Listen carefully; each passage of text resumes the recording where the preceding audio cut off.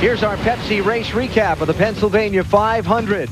It was Todd Bodine and Ricky Rudd who shared the front row at the start. Jeff Gordon would waste no time, though, getting to the point. He has led most of this event. First caution, just 3 laps in, Elliott Sadler loses power, gets tagged by Michael Waltrip, collects Buckshot Jones. In turn number 3, Dale Jarrett also got some minor damage in that incident. Here's Gordon going by Ricky Rudd to take the lead for the first time in the race at lap 11. He has led 109 of the 146 laps completed so far in this race. Lap 95, Todd Bodine, the pole sitter, turns into the garage. Transmission trouble, one of our storylines for the day. He's returned after repairs. And now the most recent caution, the third of 3. It is Kyle Petty who stopped on the racetrack after his car lost power. And that's where we stand in the Pennsylvania 500 presented by Pep Boys. 53 laps to go when the field comes back to the start-finish line. By virtue of people staying on the track under the caution, we've got one of those weird situations on the restart. The lead car is going to be the 5th one back in the outside lane. The cars of Jimmy Spencer, Kevin Harvick, Casey Atwood, and Jeremy Mayfield are on the tail end of the lead lap. The bubbles over the cars are the first 3 on the lead lap. And those guys will be racing their hearts out, trying to stay in the lead lap. Talking about Spencer, Harvick, Atwood, green flag.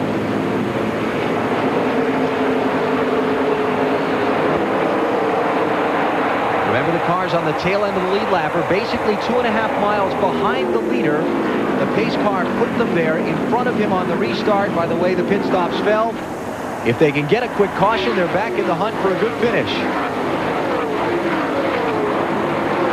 Watching Bill Elliott try to make a move on Jeff Gordon in the scramble there for the lead. Here comes Rudd on Elliott for second, and Ward Burton going to get Elliott for third. Look at the traffic.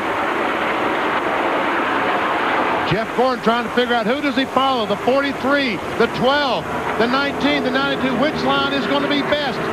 And Bill Elliott goes back by Ricky Rudd. John Andretti in that inside lane in front Here of comes Ford. Elliott on the outside of Jeff Gordon.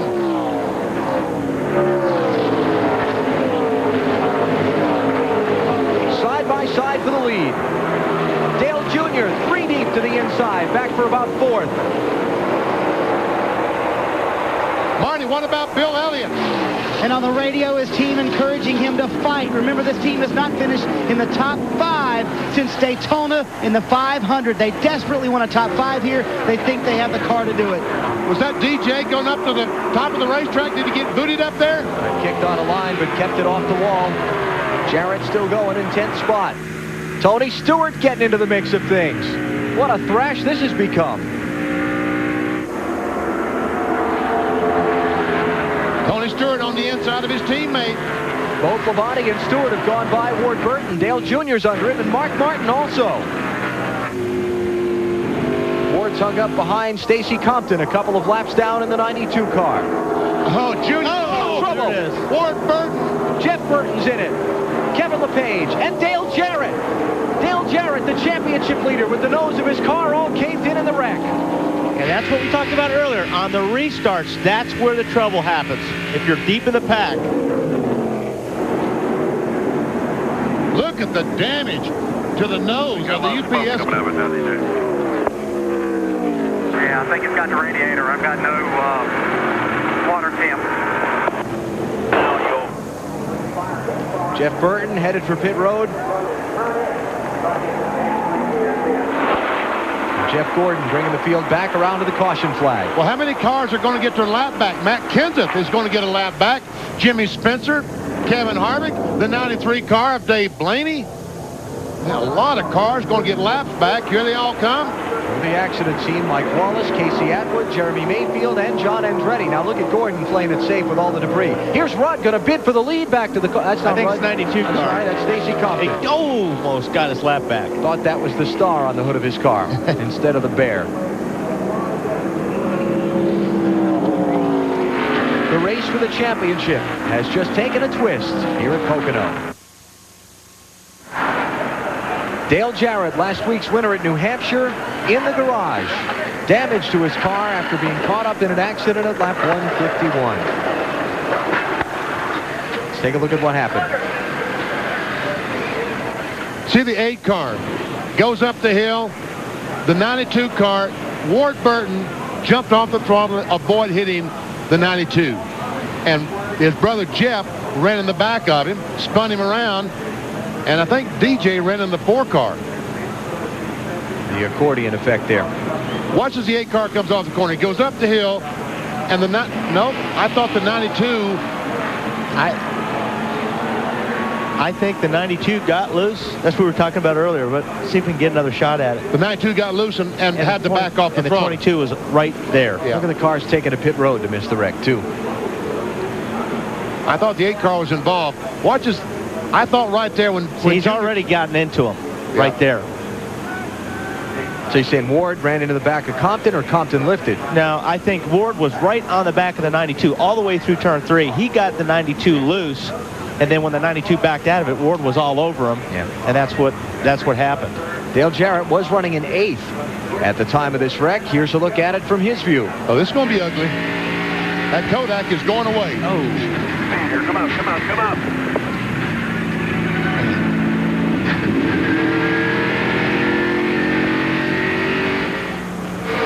Joe Nemechek's view.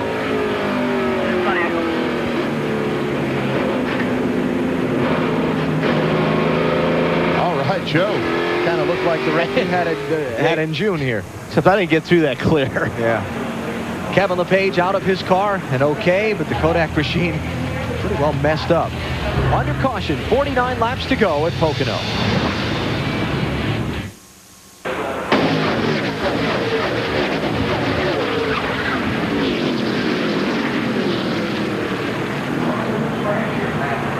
That's what a wreck sounds like from up close. Dale Jarrett sitting in his car in the garage area while the Robert Yates team, led by crew chief Todd Parrott, trying to effect repairs to get him back out onto the track. The really, really bad news for DJ in this, he's the only one in the garage besides the cars that were in this wreck. Here, watch this. Contact's going to be back there between 22, 92, and then the 99 gets in the back of the 22, and it's on from there. Look at Elliott Sadler. Watch him hang a left and dive for pit road. Watch how hard the 99 hits the 22. Boom! Back wheels right up off the ground.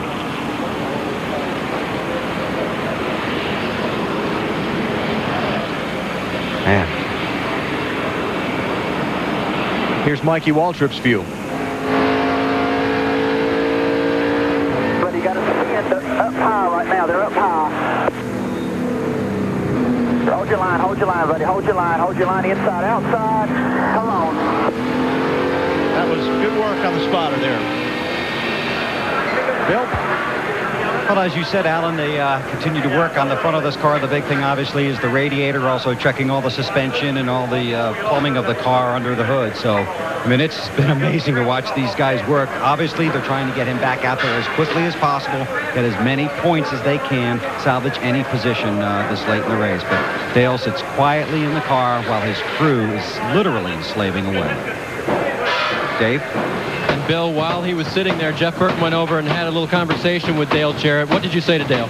Well, the 92 was in front of Ward, and he checked up, and then Ward checked up, and I didn't get checked up, so I ran in the back of Ward and started the whole thing. So I needed to go tell him I was sorry. I need to tell everybody I was sorry. I just didn't get checked up. I saw it happening, and I got woed down, but I didn't get woed down quick enough. And that's what everybody asks, how's it racing with your brother? That's what's bad about it. He had a great car, had a chance to win.